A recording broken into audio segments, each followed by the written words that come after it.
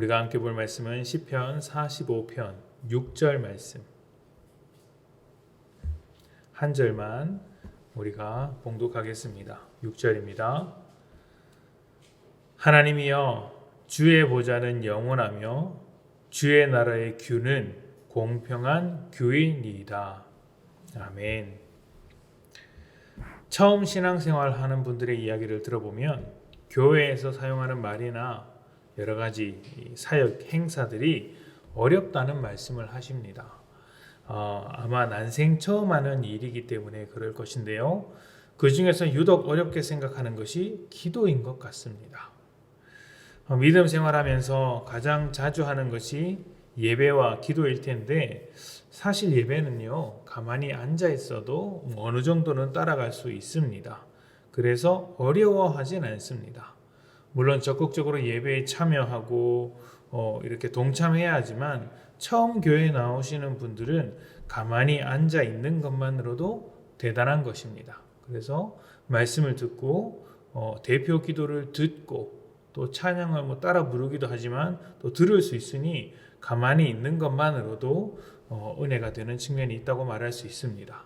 그런데 기도는 조금 다르더라는 것이죠.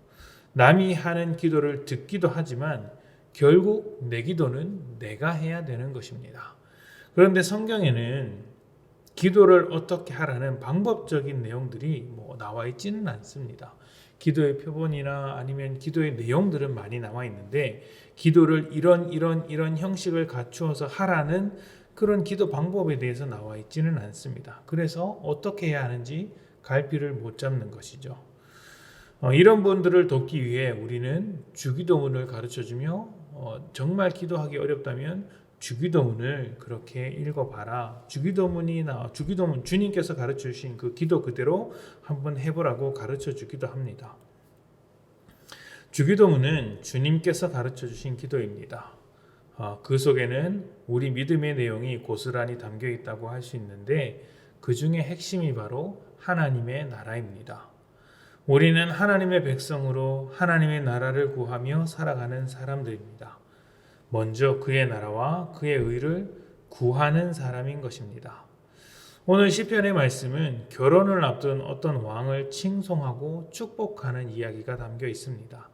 그런데 왕을 칭송하는 중에 하나님을 고백하는데, 아마 왕이라는 존재가 하나님을 대행하고 거룩하고 복된 나라로 세워가는 존재이기에, 하나님의 통치를 대행하는 존재이기에 하나님을 고백하며 왕을 칭찬하는 내용이 있었으리라고 생각을 합니다. 왕이 본받아야 할 하나님의 통치가 무엇일까요? 많은 것들을 본받아야 하지만 오늘 말씀에서는 공평으로 통치하기를 바라고 있습니다. 공평의 통치. 주의 나라의 규는 공평한 규다라는 고백을 통해서 왕이 통치해야 할 모습 중에 하나가 공평과 정의라는 것을 이야기하고 있습니다. 규라는 것은 왕의 권위를 나타내는 막대기입니다. 그리고 그 막대기를 가지고 통치 행위를 하고 재판 행위를 하기도 합니다. 명령을 내리거나 법을 만들 때도 그 규를 사용한다고 합니다. 무슨 말일까요? 이 규가 공평하다는 것은 왕으로서 법을 관장하거나 재판할 때, 또 어떤 정책을 할 때 공평하고 정의롭게 해야 한다는 것이죠. 성경에서 정의와 공평이라는 말은 언제나 고아와 과부와 같은 약한 자, 가난한 자와 깊은 관련이 있습니다. 사회적 약자의 목소리를 듣지 않고 그들의 고통을 외면하면 정의롭지 못한 것이죠. 하나님께서 세상 모든 사람의 목소리를, 또 간절한 기도 소리를 귀를 기울여 주시고 들어주시듯이 하나님의 통치를 대행하는 왕도 언제나 약한 자와 억울한 자의 목소리에 귀를 기울여야 했던 것입니다. 성도는, 그리고 교회는 왕 같은 제사장입니다. 왕 대신 하나님의 통치를 이어받아 이 땅을 하나님의 통치로 다스려가는 사람들입니다. 그러면 그 삶에서도 하나님의 여러 가지 모습들, 하나님의 어떤 특징들이 당연하게도 묻어나야 하는 것이죠. 그리고 하나님은 오늘 우리에게 공평과 정의를 말씀해 주셨습니다. 그러면 우리는 어떻게 살아야 하겠습니까? 우리 역시 우리의 삶이 공평과 정의로 만들어지는 삶이 되도록 애써야 하는 것이죠. 이것이 또 약한 자를 위한 공평과 정의라면 나보다 약한 사람들의 목소리에 귀를 기울이고 보듬어 줄 수 있어야 합니다. 그것이 우리가 만들어내야 할 공평과 정의라는 것이죠.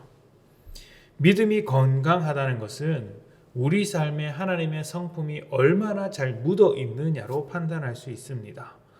예배를 잘 드리는 것도 기도를 잘 하는 것도 믿음의 한 척도입니다.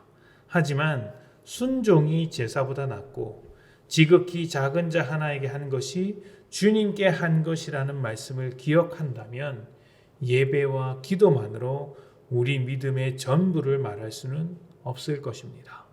우리 삶에서 드러나는 사람들을 대하는 태도, 특히 공평과 정의로서 내 주변의 약한 자들을 어떻게 대할 것인가를 통해 우리 믿음의 건강함이 확인될 수 있다고 말하는 것이죠. 약한 자를 굳이 멀리서 찾을 필요는 없습니다. 가정 내에서도 약한 자가 있고요. 또 우리 주변 친구 관계 속에서도 약한 자가 있습니다. 교회 안에서도 약한 자가 있죠. 우리 집 옆에도 약한 자가 있습니다. 약한 자는 내 도움이 필요한 모든 사람을 약한 자라고 말합니다.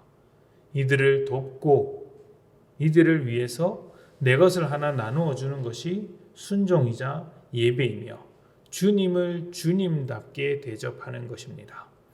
주님의 말씀을 무시하지 않고 따르는 것만큼 주님 대접해 드리는 게 어디 있겠습니까? 공평과 정의를 말씀하신 주님의 뜻에 순종하는 것이 주님을 주님답게 대접하며 주님을 나의 주인으로 고백하는 것입니다. 오늘 하루 주님께서 정의와 공평으로 다스리고 계심을 기억하십시다. 그리고 우리도 주님을 닮아서 정의와 공평으로 도움이 필요한 사람에게 다가가 사랑을 나누어 주십시다. 주님의 축복이 우리와 함께 하실 것입니다.